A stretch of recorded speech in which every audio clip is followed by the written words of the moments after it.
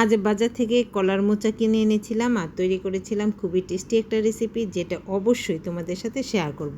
কলা থুর বা মোচা কাটা বাছা একটু ঝামেলা হওয়ার কারণে অনেকেই এই সবজিটাকে অ্যাভয়েড করে, কিন্তু কলা থুর বা মোচা প্রচুর পরিমাণে পুষ্টিগুণে ভরপুর। তাই এই সবজিটাকে অ্যাভয়েড না করে বরং কিভাবে খুব সহজে প্রসেস করতে পারবে আর খেতে লাগবে টেস্টি, সেই রেসিপিটা আজ আমি তোমাদের সাথে শেয়ার করব। তাহলে চলো দেখতে থাকো আমি কিভাবে কি করছি। এখানে দেখতে পেলে আমি মোচা থেকে ফুলগুলো আলাদা করে নিয়েছি, আর তারপর শক্ত বুটা আর প্লাস শক্ত একটা আবরণ থাকে, এগুলো ফেলে দিব। এইভাবে এগুলো ফেলে দিয়ে তারপর ফুলগুলো বেছে নিব।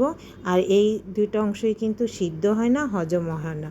তো দেখো সবগুলো ফুল আমি খুব সুন্দর করে বেছে নিয়েছি। এবার এগুলো আমি ধুয়ে নিব আর তারপর চলে যাব সরাসরি চুলায়। অনেক সময় এই রেসিপি তৈরি করতে, কলার মোচা দিয়ে রেসিপি তৈরি করতে কিন্তু কুচি কুচি করে কাটতে হয়, যেটা অনেকটা ঝামেলার। আজকে আমাদের রেসিপিতে এরকম কোনো ঝামেলাই থাকবে না। তো দেখো গরম পানিতে দিয়ে দিলাম একটু হলুদ গুঁড়ো, আর তারপর এবার দিয়ে দিব ফুলগুলো। দিয়ে কিন্তু খুব সুন্দর করে সিদ্ধ করে নিব। আর এভাবে হলুদ দেওয়ার কারণে একটু কালো হবে না, কালারটা হবে খুব সুন্দর। তো দেখতেই পাচ্ছ ফুলগুলো দিয়ে দিলাম, দিয়ে এবার 5 থেকে 7 মিনিটের মতো সিদ্ধ করে নিব। তো দেখো 5 থেকে 7 মিনিট পর কিন্তু খুব সুন্দর করে ফুলগুলো সিদ্ধ হয়ে গেছে। এবার গরম পানিটা ঝরিয়ে একটু ঠান্ডা করে নিব, আর তারপর সরাসরি দিয়ে দিব ব্লেন্ডিং জারে। আর এখানে কিন্তু কোনো রকম পানি ব্যবহার করব না, পানি ছাড়াই সুন্দর করে ব্লেন্ড করে নিব। তো দেখতেই পাচ্ছ আমি সুন্দর করে ব্লেন্ড করে নিয়েছি, আর একটা থালায় নিয়ে নিলাম। তারপর দিয়ে দিব কিছু মশলা। প্রথমে দিয়ে দিলাম পরিমাণ মতো লবণ, মরিচ গুঁড়ো, ধনে গুঁড়ো, আর দিয়ে দিলাম ভাজা জিরের গুঁড়ো। এরপর বাইন্ডিংয়ের জন্য অ্যাড করে দিব 2 চামচের মতো চালের গুঁড়ো আর 2 চামচের মতো বেসন।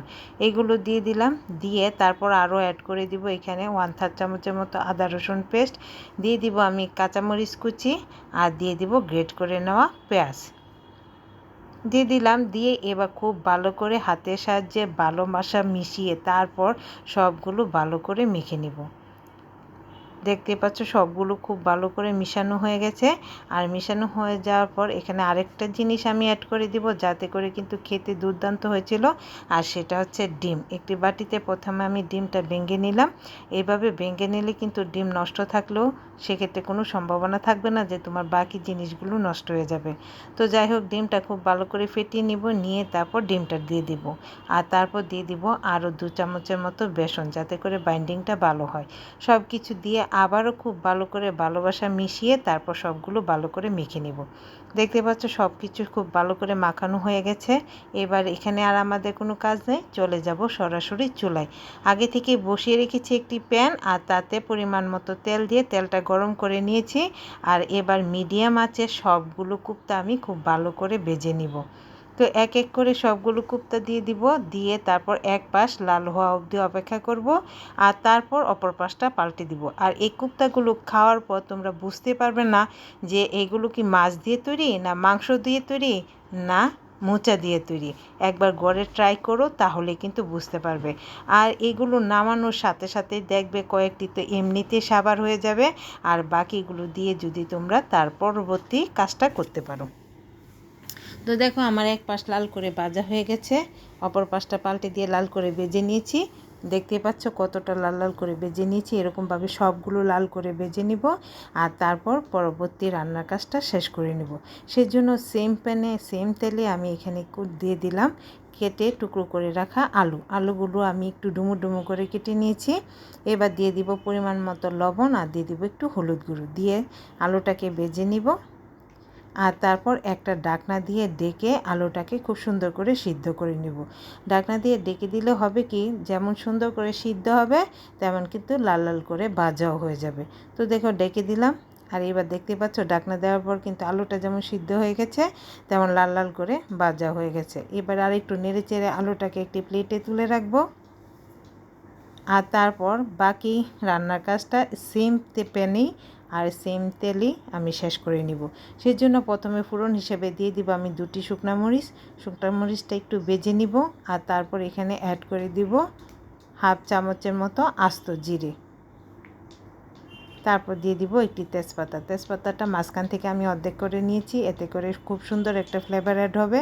এবার সব কিছু নেড়েচেড়ে একটু ভেজে নিব, আর তারপর এখানে দিয়ে দিব গ্রেট করে নেওয়া পেঁয়াজ। পেঁয়াজের পরিমাণটা একটু বেশি দিতে চেষ্টা করবে, এতে করে কিন্তু গ্রেভিটা অনেক ঘন হবে। তো পেঁয়াজটা দিয়ে এবার সব কিছু খুব ভালো করে নেড়ে চেড়ে লাল লাল করে ভেজে নিব।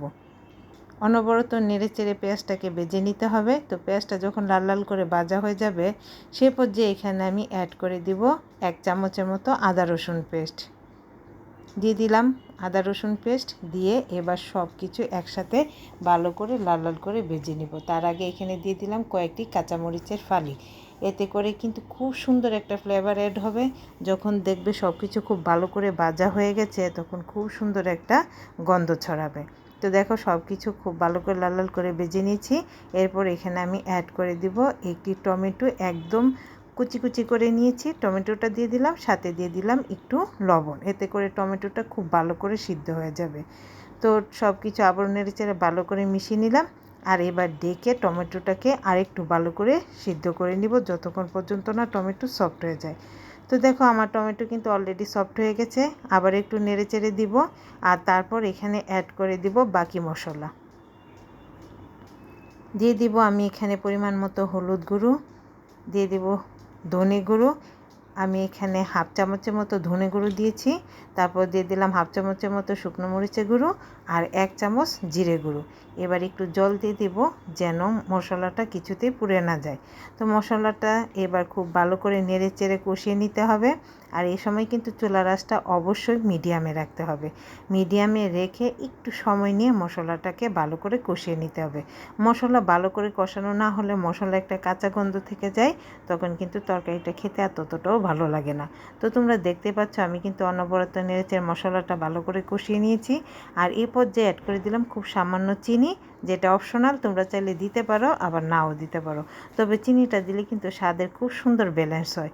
তো চিনিটা দিয়ে আবারও ভালো করে মশলাটাকে কষিয়ে নিলাম। আর তারপর এখানে অ্যাড করে দিলাম আগে থেকে ভেজে রাখা আলুগুলো দিয়ে আবারও মশলার সাথে খুব ভালো করে একটু কষিয়ে নিব। এতে করে আলুর সাথে মশলাটা খুব ভালো করে কিন্তু মিশে যাবে। তো দেখতে পাচ্ছ আমি আলুগুলো খুব ভালো করে মশলার সাথে কষিয়ে নিয়েছি। আর এ পর্যায়ে আমি অ্যাড করে দিল একদম গরম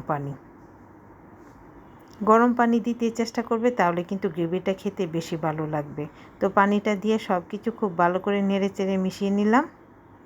আর এবার খুব ভালো করে গ্রেভিটাকে ফুটিয়ে নিতে হবে। তার আগে এখানে অ্যাড করে দিব পরিমাণ মতো গ্রেভির জন্য লবণ। দিয়ে দিলাম লবণ দিয়ে আবারও ভালো করে নেড়ে চেড়ে মিশিয়ে তারপর গ্রেভিটাকে ফুটিয়ে নিব।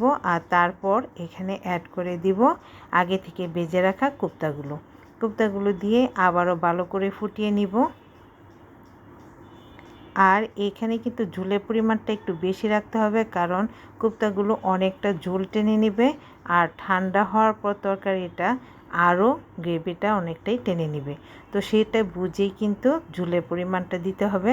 তো সবার শেষে এখানে অ্যাড করে দিলাম আমি গরম মশলা। তোমরা চাইলে কিন্তু একটু ঘিও অ্যাড করে দিতে পারো।